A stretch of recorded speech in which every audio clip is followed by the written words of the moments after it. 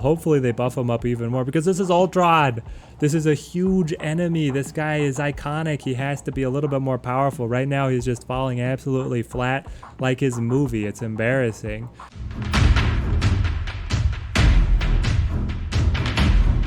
Welcome, my friends. The long-awaited balance patch has arrived here for Marvel Snap. We are going to be breaking down all of the card changes, how dramatically were they shifted, how do you need to adapt your decks. We're also going to look at some of the other more important performance changes that have happened in the game, and some of the cards that avoided being touched by these changes, why that possibly could be. We'll love to hear your thoughts down in the comments. Now let's get started. First up, we have Zola, and this is looking at a series of cards that were really just clarified or slightly in the rework territory. He no longer adds copies of a card if his target was not destroyed. It's playing out as a nerf, but really it's a bug fix. It seemed intuitive from his card text that the card had to be destroyed to be able to get the duplicates. It was a bug that was not really even being abused. So if you like running RM Zola, don't worry. I say nerf because it is truly playing out as a nerf, but his win rate is exceptional and I don't think that it's going to go down. For people who really care about their stats, these win rate percentages are taken over the course of this last season, so not taking into account any previous balance changes or any previous metas, and it is coming to me from snap.fan, and it is only in place when the card is actually played. I'm not looking at the win rate of cards in a deck, I'm only looking at their win rate when they actually hit the board. Next up, we are looking at Baron Mordo, and oh, this has to be one of my favorite changes. On reveal, your opponent draws a card, set its cost to 6. Baron Mordo, if we look at the win rate, really needed help, and this is so dramatic. He was on the list on the Talking Snap episode that I had with Blade of one of the weakest cards in the game. We were discussing how he could potentially be buffed, and none of our buffs were this dramatic. We were thinking maybe he adds 2 to the cost of a card. Here he could easily be adding 3 or 4 energy in addition on that opponent drawing the card, and as we get ultimately down to Ronin, we're going to see that he even has some other synergies that have really come alive. Baron Mordo is certainly up there as a card that you should consider for your control decks. Moving right along, we have Jess Jones, used to be 5/8 plus 2 if no card was played to her location on the following turn. Now a 4/4 on reveal if you don't play a card here next turn, plus 4 power. So her final stat line will be a 4/8 as opposed to a 5/10. I'm not really sure how to feel about this one. It's just toning her down a little bit. Really, the devs are doing some switching around, some of the 5 costs going down to 4 and some of the 4 costs coming up to 5. Her win rate was not really very good before. I don't think it's going to get any better here. It's just an interesting change, shifting the energy curve, especially for beginning players. This is one of your starter cards. So I'm very curious to see, starting a brand new account, if this energy effect is going to shift over some of the starter decks, but I have not seen Jess Jones very much. I don't think she's going to have a big impact on the meta in any way. But speaking of things that can impact the meta, Lady Sif nerfed dramatically. Used to be a 2/4, now a 3/4. Her win rate was pretty good before. Now they're looking to tone her down. She was holding together so many decks outside of a full self-discard archetype. She was empowering the Ghost Rider decks, she was empowering an Agatha deck, and so both of those have been hit very seriously here. I don't know if the devs are trying, I mean, I understand that they never wanted Agatha to be that powerful within the meta, but I don't think that she really was. And for Knight Rider, maybe they wanted him to play more within a designated self-discard synergy, but he was fun to be able to splash. This, I don't think it completely kills the decks, but it is toning them down quite dramatically. And speaking of toning down dramatically, Mr. Negative, king of the meta, from 4/4 to 4/1. Yes, that win rate. 60.93%. Oh my gosh. So the devs were seeing at this, they said that, hey, we have to tone this guy down. Let's take 3 points off Mr. Negative. You know, when he's winning games by what, 20, 40 points? Taking 3 points off of him, he is still insane. I think he is still going to be king of the meta unless some really clever archetype comes around or people really start embracing Sandman control and wave control, but no, Mr. Negative has been toned down. Maybe the decks that were closest to him will be able to have a little bit more parity. The opponents won't be able to snap quite as freely against you as soon as they drop Mr. Negative, because they're missing so much tempo on the board with these 3 points off, especially because he was really looking to generate power off of Iron Man and Mystique then copying Iron Man. So really this is like 6 points off of the list because he's had the double. He lost 3 and you were hoping to be able to double that. I'm talking a lot about Mr. Negative because he's been such a disgusting deck. A lot of the other pieces around him remain completely unchanged. So I think he's still going to be absolutely top of the meta. He had one notable change in Devil Dinosaur. We're going to talk about that a little bit later, but there's a very clean substitution that's actually taking Devil Dinosaur out for a card that I had been running in Mr. Negative since I first collected him. Can't wait to be able to share that with you guys. Now, Captain America, not changed, but he is asking, have you subscribed to the Teddy Ninja channel? It's your energy, watching the videos, liking, leaving comments down below, that pushes the channel forward and is what's going to keep us alive going into the full release. On to the rest of our balance changes. Professor X, this is really just a text clarification ongoing. His text has now been changed. Lock down this location, and then in parentheses, cards can't be added, removed, etc. It's just trying to give people a clearer perception of what he is doing at the location. None of his effects have actually changed, and his win rate is quite good. If you want to be able to run Professor X in control, but you've been hesitant to do so, especially if you can pick up Daredevil, highly recommend it. Looking at our next card, Spider-Man. Used to be 4-2, now 4-3. He certainly needed the buff. He fits in an odd place in control. There's so much flexibility on a control list. He empowers Hobgoblin to make sure that there's an open space for the Hobgoblin, but Daredevil can do that pretty much better at a lower price point, especially because Daredevil is a 2-2, so he's even providing as much strength as the Spider-Man. I think Spider-Man is going to need a little bit more juice to be fully present in the control matchups. I have run him a couple times to success. I really enjoy running him paired up with Magic and Odin, because then you can reliably get 2 tags on the Spider-Man and really restrict what your opponent is able to do. I will see where this card ends up going. Now we're looking at Thor. He has been buffed by being brought down in price. He used to be a 4-6, now he is a 3-4. His +6 from drawing Mjolnir and putting Mjolnir into the deck is unchanged. And now with being a cheaper cost, it's going to be easier. You get an extra draw, an extra opportunity to be able to find Mjolnir. I was, frankly, shocked at this win rate. I have never thought that the Thor Lockjaw slot machine deck was that powerful. But look at this, 57.37%. Maybe it's because there were some newer players that got him on the battle pass, and he's been stomping in the pool 1, pool 2 range. Up at Infinite, I've never been too worried about him. Honestly, I'm still not too worried about him. We will see though. I think it is proof that the devs want their premium cards to be within the meta. So if you ever see a battle pass card that's a character that you really like, but just the card text is not that exciting, you don't feel like it's going to immediately plug into a meta deck, if you're invested in the character, go ahead and go for it and expect the balance patch later on to bring them up to parity with the rest of the meta. Now, Abomination used to be 5-8, now 5-9. He really only plays in the Patriot deck. He lives and dies with that deck, and he's a fairly expensive finisher for it. His win rate was a little down. They're bumping it up. We have a number of really tiny adjustments. They're really trying to make the premier 5-cost and 6-cost cards hit a little harder to bring them up on a level where players will want to have more expensive energy curves rather than just trying to combo 3- and 2-cost cards together in their later turns. So that being said, we're going to rapid fire a couple of these changes that are about to come. Arrow, this one was actually a pretty dramatic one. From 5-6 up to 5-8. Her win rate before was terrible, but at a 5-8? That's definitely something to look for, guys, especially paired with Kingpin, be able to get a little bit of destruction on top of a 5-8 stat line. Come on, that's pretty serious. Next up, we're looking at Black Bolt, another one of our contenders for one of the weakest cards in the game when I was discussing it with Blade. I feel validated that they got buffed now. It's fantastic. 5-7, now a 5-8. Is it a lot? Is not a lot. I was really hoping that his effect would be what got changed and empowered because it's so unique and interesting, but instead they're going for a beefier stat line and not wanting to empower his effect. Maybe that's actually healthier. If Black Bolt had an effect that was absolutely debilitating for your opponent because he's forcing the opponent to discard cards, it could end up being really toxic.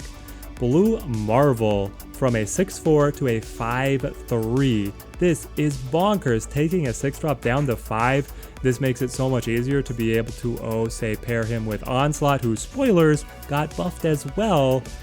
Also, Blue Marvel's win rate, 58.57%. Now, I know I've discredited Blue Marvel pretty much all the time and often actually been caught out by bots who run Blue Marvel. I don't see other people running him very seriously. His win rate could be because there was a stint where he was popular in the Mr. Negative archetype, being able to play him as a 4-6. Now Mr. Negative's able to flip him into a 3-5. Certainly something to consider, especially when we come up to Devil Dinosaur, who used to be a mainstay of that Mr. Negative deck. Swapping in Blue Marvel could certainly be a better way to go, and here he is. Huge rework here for Devil Dinosaur. Remember, Devil Dinosaur used to be a 3-0. Now, going up from 4-0 to 5-3. This is such a huge change, bringing him up into a exclusive late game play. And it's really interesting. I'm trying to figure out where he is going to settle, how much of this hurts him, how much of this helps him. I had just very recently been running him in a collector Moon Girl Devil Dinosaur deck, trying to relive the glory days of some of the early patches of Marvel Snap, and it was working fine, but it doesn't work nearly as well the more expensive Devil Dinosaur gets, because I want to be able to get him down. I want to be able to copy with Mystique. I want to potentially have Iron Man synergizing with Devil Dinosaur, have that Iron Man copied by Mystique. Now he's competing for getting played the same turn as Iron Man, and I feel like Iron Man always wins my preference of wanting to play him, even though his stat line has been buffed. Adding 1 cost but then 3 power is considered a buff. The going rate of power is 1 energy for 2 power, so you can see it as technically a buff, but the increase in cost really has to shift around deck lists, and then you have to evaluate them all together. He was very popular in the Mr. Negative Zeros deck, especially when you had Jane to be able to draw all of your suddenly cards that had been inverted and then were 0 cost out of that Mr. Negative deck.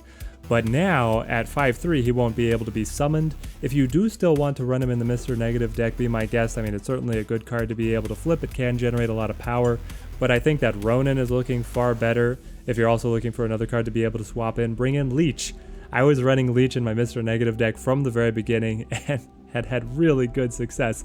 There's a 5-3 that's flipping into a 3-5. It'd be the exact same cost for Devil Dino, but I think Leech could be even more impactful, especially because specifically in the Mr. Negative deck, you're playing out so many cards from your hand that Devil Dino wasn't generating that much power off his effect. He was really there to be a free 4 power card, and if you got +2, +4 off his ability, that was a bonus. In the meantime, I'm just really sad for that collector Moon Girl deck with the increase in cost here, because I was enjoying trying to make it work, and I think that Devil Dinosaur just makes it a little less competitive, being more expensive as he is now. Gamora right here used to be 5-6, now 5-7. If your opponent played a card here this turn, +5 power. Little buff to the Guardians of the Galaxy. She's the only one being touched here, and as a higher cost card, they want her to be a more powerful card. She's one of the most competitive Guardians in my opinion, and the 46.18% win rate was a little surprising to me. That's so low, because at the end of the game, you're more able to easily orchestrate a situation where you can catch the opponent out. One location's potentially filled, another location has serious play restrictions. You get the snipe on the opponent, and then suddenly she is a 5-12. That's a very good stat line. Looking at our next card, we've got Red Skull from 5-14 to 5-15. He was already good, now he's going to be better. There's a whole deck archetype of just playing big things, being able to turn his ability off either with Zero, Enchantress, or having Venom eat him. I've also seen a creative play where a player will play Red Skull, and then you're holding Shang-Chi in your hand, and Red Skull is pushing the opponent's cards over the 9-point threshold. Shang-Chi cleans house, and it's just, Red Skull has a lot of potential. I can't wait to be able to collect him and play him myself. Now, Ronin the Accuser. I have a deck guide that is either already up or is about to come out. I love Ronin now. I liked him before 4-0 gain +2 per card in your opponent's hand. Now 5-0 ongoing, +3 power for each card in your opponent's hand. The +3 is bonkers. If the opponent has a full hand of cards, this is a 21 strength card. For 5 energy, you can create a card that is larger than the Infinite, and he pairs so well with the brand new Baron Mordo. He also plays really well with Max. You can play Ronan and then just play Max on the final turn. You don't even care about the opponent having a lot of cards. You can run Sandman in the deck so that the opponent is not able to play more than one card a turn. You keep on feeding the opponent a couple extra cards and they are never able to reduce their hand size, so Ronan is always coming down at the max size. This guy is a monster and I am here for it. What else do we have? Spider-Woman getting buffed, same as Spider-Man. Her win rate was so bad. 4-4 coming up to 5-7. I'm actually not sure how I feel about this one because I had been running her in a on-reveal deck with Wong and then with Odin, and I'm looking to either sandwich Spider-Woman as one of my options, Spirit Tiger, or White Tiger who spawns the Spirit Tigers, and Hazmat. It's a little bit of a hodgepodge deck. It's always performed very well for me, and I got so used to Spider-Woman coming in at the 4-cost price point that I think this throws off that deck fairly significantly and makes her a lot harder to be able to combo with other pieces. So we're going to have to see. It might, while it is a buff to the card, because she's getting, again, the 1 cost increase, but then the 3-point power increase, that is a buff, but it could push her out of the only deck that I was actually playing her in because of the energy curve of other more powerful cards around her. We'll see where she settles. Hopefully they keep on looking at her to bring those win rates more towards parity. Agatha Harkness, okay, now don't be too deceived with buffed on her. Her card herself is buffed, going from 613 to 614. But as we saw before, Lady Sif has been nerfed by increasing her cost, which is a heavy nerf to the Agatha Harkness deck. It means that you have to have a full extra turn of Agatha controlling the deck, and it also makes it awkward because Lady Sif at 3 cost, it's going to be harder to get the AI of the Agatha Harkness to play the Lady Sif for you to be able to cut Agatha and then get you actually piloting the deck and then bring her back with a Knight Rider. Man, I think that Agatha, the more I think of it, Agatha might just be dead. Let me know in the comments. Are you an Agatha player? Can you still play her with the 3-cost Lady Sif? How much did you have to adapt your deck? I have not gotten Knight Rider yet, so I've not been able to pilot it myself, but I feel like this kills Agatha Harkness more towards the Lady Sif change. Giving her the point back is not going to be enough to keep her going. Hulk going up from 611 to 612. He's one of those starter cards that just won't quit. He's a big body. He can play in the Patriot. He can play in a lot of different places. It's insane that they used to have Chavez at 610, so close to Hulk at 611, and now Chavez all the way down at 6'9", Hulk all the way up at 612. We'll see where he ends up settling, but I have a feeling he's going to stay at 12. Now, Onslaught. Onslaught going from 6'6 to 6'7. Man, I want whatever the devs were smoking when they thought that this guy needed a buff. His win rate speaks for itself. This guy did not need the buff, and honestly, just giving him the piddly 1 point is, I don't know, it's almost embarrassing. He's looking to supercharge other cards, and his ability to stack with Mystique and other ongoing effects is frankly problematic for the game because the game doesn't process very well how the multiplicative effect of these stacking, doubling effects. You get things where integers overflow. You get games where effectively they will time out because you have to watch somebody do an animation that was empowered and doubled over and over and over again, and it is a nightmare. I hope that they optimize Onslaught, and then I hope that they bring him down in power, honestly. It killed the Cerebro 6s. You can't run Cerebro 6s. The only reason to run Cerebro 6 was to be able to have Onslaught empowering Cerebro. Now we have Cerebro 7. Is that going to be a thing? How many 7 power cards are there really? I'll have to look at it, but I don't think that's going to be a suitable replacement. So really, they just limited what Cerebro was able to do. Now we've got Spectrum from 6'4 up to 6'5. Her win rate was already pretty good. She has barely entered the high tier meta with the Wong going archetype, able to play Wong and all ongoing effects and then play Spectrum to that location, spam out all the extra buffs. It can generate a huge amount of tempo on that final turn. I think Spectrum is a good card. I think making her personally a little bit more powerful is fine, as we see that they've changed a number of these other 6-drop cards, but I don't know if she necessarily needed it that badly or how much this is going to swing any matchups. Now we have Ultron. Used to be 6'7", now 6'8". His ability has also had a subtle change. he now creates 4 1-power drones at each other location. It used to be adjacent locations. So if you played him on either of the side lanes, he would fill in the middle, but not over on the other side. Now he's going to bring his drones in to all locations, no matter where you play him. It makes planning for setting up the location with Ultron a lot easier. Look at that win rate, 35.42%. It's so garbage. So they gave him more power, they made him a little more reliable. Hopefully they buff him up even more, because this is Ultron. This is a huge enemy. This guy is iconic. He has to be a little bit more powerful. Right now he's just falling absolutely flat like his movie. It's embarrassing. I would love to be able to play around with an Ultron deck where you have Patriot to empower the drones and you stack them all at a central location that the drones hit for a large power swing, but I don't have Patriot yet, so we'll see when we get to testing him how well these changes land on him. There are all of the card changes, how dramatically those cards have been changed, how you can potentially adapt some of these meta decks that have been really hard hit. Another huge adaptation to me that I'm absolutely loving is that they've increased the queue times to be able to allow people within the infinite range to more closely match for a competitive matchup against a real player. Absolutely love that. I hope that we keep on moving in that direction, maybe even get an option to turn off bot matches and just end up in a long queue to be able to get a human match. I really don't care about playing bots. I'd rather play people. Now, of course, let me know down in the comments what you guys think of these changes. Are they warranted? Are they moving things in the right direction? Are you excited about new deck potentials, especially that Ronin archetype playing around with Max and Baron Mordo? I'm really excited for that. But it also, we have to touch on the huge elephant in the room. Sera and Magic were nowhere on those patch changes, and these are cards that had been identified by the community as feeling problematic, especially in the Mr. Negative meta deck that's at the top of the meta. I think, honestly, it's going to stay at the top of the meta. It is so powerful right now.